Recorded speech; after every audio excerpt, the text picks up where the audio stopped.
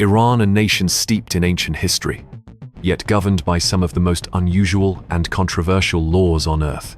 In a place where religion and state walk hand in hand, daily life is shaped by restrictions that may seem unimaginable to outsiders. Owning a dog forbidden, accessing social media heavily censored, even simple gestures, like giving a thumbs up, can be considered deeply offensive. But these are just the beginning. In this video, we uncover 15 shocking prohibitions and bizarre customs that only exist in Iran rules that will make you question what life is really like. Behind the headlines, get ready, what you're about to discover might surprise you far more than you expect. Prohibition of premarital lovemaking. While the act of a couple living together before marriage is widely accepted across much of the globe, in Iran, it is viewed as a grave offense that casts a long shadow of shame upon both the individuals and their families.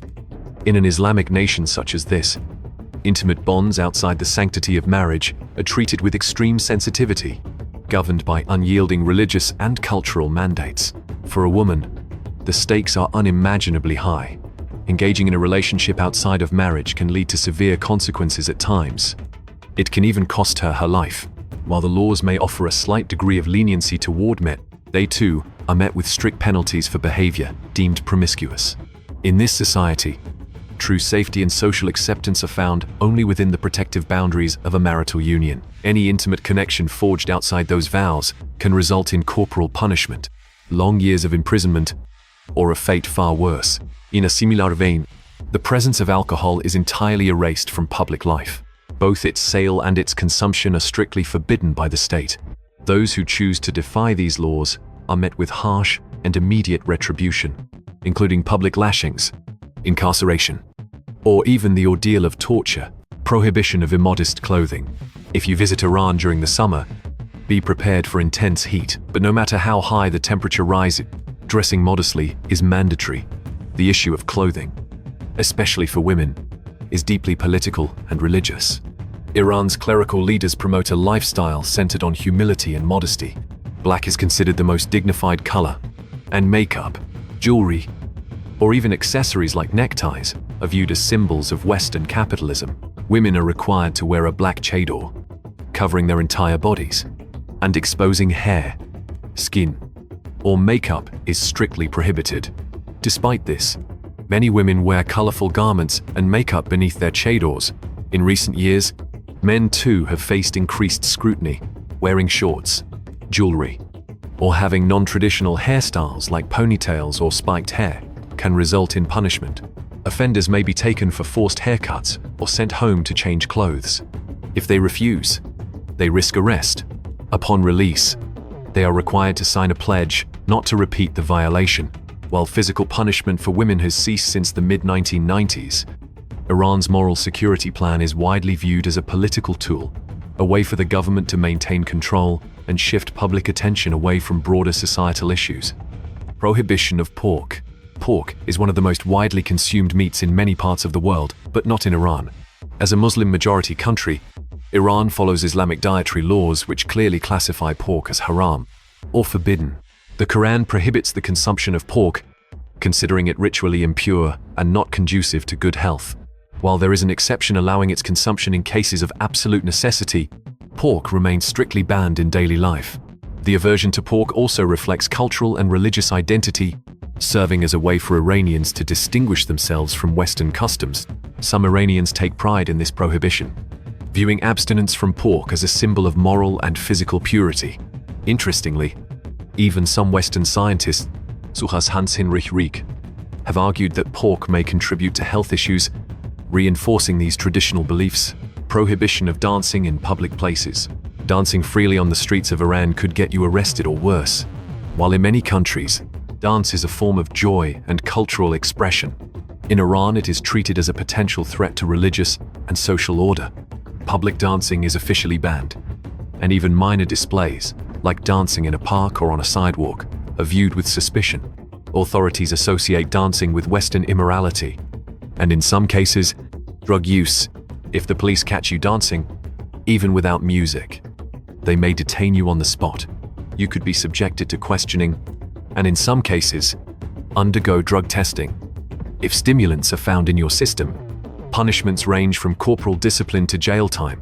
Women, especially, face harsh consequences if caught dancing or even watching men dance in public. Even group dances for cultural or national festivals require government permits, and those are rarely approved. The moral police strictly enforce these laws, patrolling both in person and online. Videos of dancing shared on social media have led to arrests in the past. Foreigners are not exempt from this rule. Many have been detained and deported for what they assumed were harmless displays of joy. In Iran, dancing is not seen as innocent expression.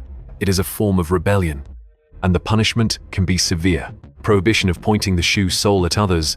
In Iran, a seemingly harmless gesture, pointing your shoe sole at someone, can provoke intense hostility. In Islamic culture, the sole of a shoe is viewed as dirty and symbolically impure, associated with the lowest, most unclean aspects of life. So when someone points their shoe at another, even unintentionally, it's interpreted as a deep insult. This means sitting cross-legged in front of others, especially if the sole of your foot is facing someone, can be highly offensive. In Iran, where Islamic values are strongly upheld, such actions can escalate tensions rapidly. It's not just a matter of etiquette. Locals may react aggressively, believing you're deliberately showing disrespect. Iran's cultural climate is especially sensitive, and foreign visitors are expected to observe these norms strictly. There are accounts, shocking but true, where confrontations have escalated to violence over such perceived slights. Compounding the danger is the fact that firearm possession in Iran, particularly in rural or tribal regions, is more widespread than most foreigners realize.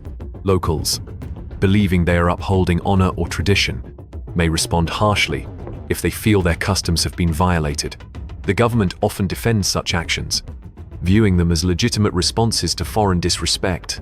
In short, when in Iran, always sit with your feet flat on the ground and keep your soles to yourself. Prohibition of mentioning the Arabian Gulf. If you're visiting Iran, never under any circumstance call it the Arabian Gulf. For Iranians, it is the Persian Gulf, and any alternative is considered an insult to their national identity. The name Persian Gulf is not just a geographical term, it's a powerful symbol of Iran's ancient heritage and cultural pride. Iran has fiercely defended this terminology in political arenas, international forums, and even with tech companies like Google demanding the correct name appear on global maps. In contrast, several Arab nations like Saudi Arabia and the UAE refer to the same body of water as the Arabian Gulf, sparking an ongoing geopolitical and cultural dispute. In Iran, the issue is so sensitive that using the term Arabian Gulf can result in immediate detainment. Foreign visitors have reported being interrogated or even deported for using the wrong term in public or online. Some locals consider it a direct insult, akin to questioning Iran's sovereignty. The Iranian government views the term Arabian Gulf as an extension of Western and Arab efforts to undermine Persian history and territorial rights. In a country where nationalism and historical pride run deep, this is a linguistic landmine. So if you're in Iran, stick to Persian Gulf. Anything else could get you into serious trouble. Prohibition of alcohol. If you enjoy sipping wine with dinner or celebrating with champagne, Iran is absolutely not the place for it. Alcohol is not just discouraged, it is completely banned. Rooted in Islamic teachings, the prohibition on alcohol is strict and absolute. The Quran directly forbids intoxicants, describing them as the abomination of Satan's handiwork. Although Prophet Muhammad acknowledged that alcohol may have some benefits, he clearly stated that the harm far outweighs the good. As a hizouch, Muslims are commanded to abstain entirely from alcohol, no exceptions, not even a drop. In Iran, this religious mandate has become a deeply entrenched legal reality. Selling, purchasing, or consuming alcohol is a criminal offense. The punishments are severe. Individuals caught with alcohol can face public lashing, heavy fine, or long-term imprisonment. For repeat offenders, or those involved in smuggling or distributing alcohol, the consequences can be even more brutal, including extended detention, torture, or worse. Despite the ban, some underground black markets for alcohol do exist, but they are dangerous and risky. Raids on secret gatherings or homes happen often, and those arrested are paraded in the media as a warning for tourists. Even unintentionally violating this law can result in serious consequences. In short, Iran is a completely dry country, not just in legality, but in cultural principle. And it enforces this ban with iron discipline, prohibition of using the thumbs-up gesture. Think twice before flashing a friendly thumbs up in Iran. It might be one of the biggest unintentional insults you could make. While this gesture is a sign of approval or positivity in most of the world, in traditional Iranian culture, it has a very different meaning. Historically, the thumbs up is seen as vulgar and offensive, akin to giving someone the middle finger in Western countries. Though urban Iranians today may understand its Western meaning, the gesture is still widely misunderstood, especially in rural or conservative areas. There have been instances where a seemingly innocent thumbs up has sparked heated arguments, escalated confrontations, or caused irreparable offense. For locals unfamiliar with global pop culture, the gesture can still carry a loaded, aggressive implication. In cities like Tehran, most people might ignore it or chuckle awkwardly, but in remote villages or traditional communities, this small mistake could create serious tension. To be safe, avoid using this gesture altogether. If you want to show approval, a smile, a respectful nod, or gentle applause are far safer and more culturally appropriate alternatives. In Iran, nonverbal communication is as crucial as the spoken word, and one wrong move can change an interaction instantly. Prohibition of public displays of affection. In Iran, love must stay private because public displays of affection, even the most innocent ones, can land you in jail. Hugging, kissing, or even holding hands in public, particularly between unmarried couples, is considered morally inappropriate and illegal. Rooted in Islamic law, this restriction aims to maintain modesty, social decency, and religious sanctity in public life. The consequences for violating this rule are shockingly strict. Couples seen showing affection in parks, streets, or even in cars may be arrested on the spot. One famous case in 2019 involved a young couple who posed for photos in a popular square. Their image went viral, but instead of being celebrated, they were detained, interrogated, and forced to face criminal charges for offending public morality. Deputy Police Chief Mustafa Nourouzi publicly condemned their actions, saying, "It is not acceptable that this couple has shown no respect for the culture, religion, and values of the country. The law does not make exceptions for tourists either. Even married couples are advised to avoid public intimacy to prevent misunderstandings with authorities." In Iran, romance is not banned, it's just forbidden from being seen. While behind closed doors, couples may live as they please. The public space belongs to tradition and faith, not flirtation. For travelers, even a small misstep like a peck on the cheek or linking arms could result in arrest, legal trouble, and deportation. In a nation where love is sacred, modesty Islam, prison of reading books about sorcery, in a land where scientific understanding can sometimes be overshadowed by ancient fears, many within this Islamic nation turn to the hidden world of fortune tellers, divination, and sorcerers. They seek out love spells, protective talismans, or a shield against the unseen. It is a world of shadows. Yet some of these practitioners hold a staggering influence over hundreds of thousands of workers across the country. To combat this, the moral police forces were established with a clear and firm mandate to hunt down and prosecute anyone believed to be a sorcerer or involved in supernatural acts. In the eyes of the state, such practices are more than just superstition. They are viewed as a direct threat to the social order and the very foundations of religion. Because of this, any literature concerning the dark arts is strictly forbidden. To own, to read, or to trade in books about sorcery is to invite disaster. One can be arrested and charged as a practitioner of the occult based on a single volume. The reality on the ground is often far more unpredictable. The moral police in Iran have been known to carry out arrests without the need for clear or transparent reasons. If you are discovered with a book written in a language or script they cannot decipher, they may immediately conclude it is a work of sorcery.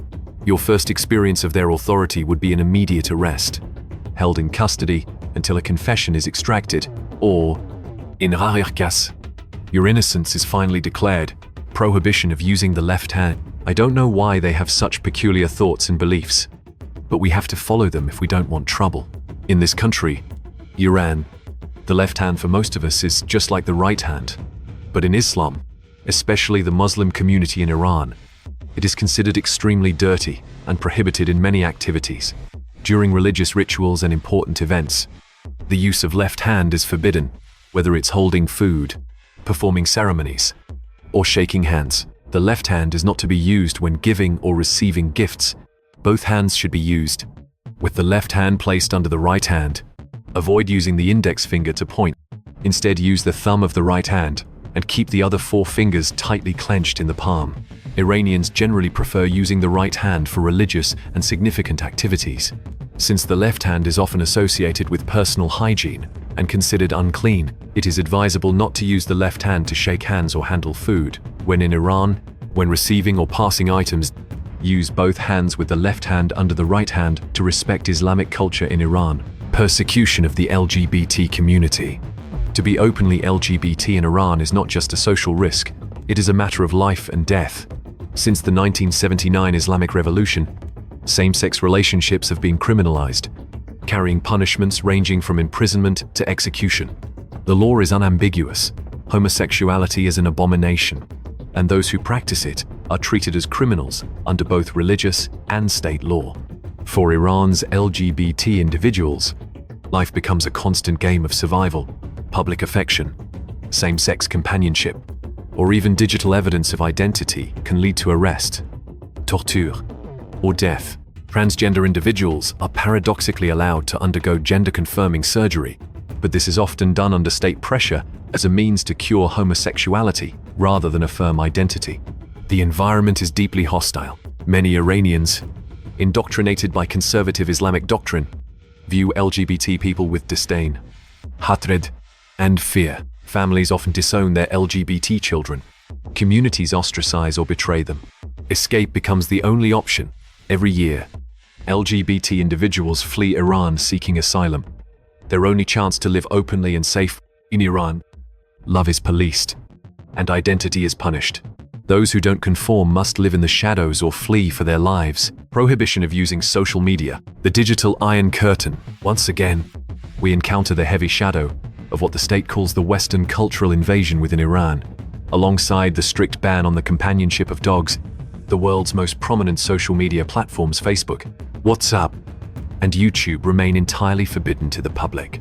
These measures are designed with a singular, sharp purpose to stifle the spread of anti-regime sentiment and to block the influence of the United States and the West.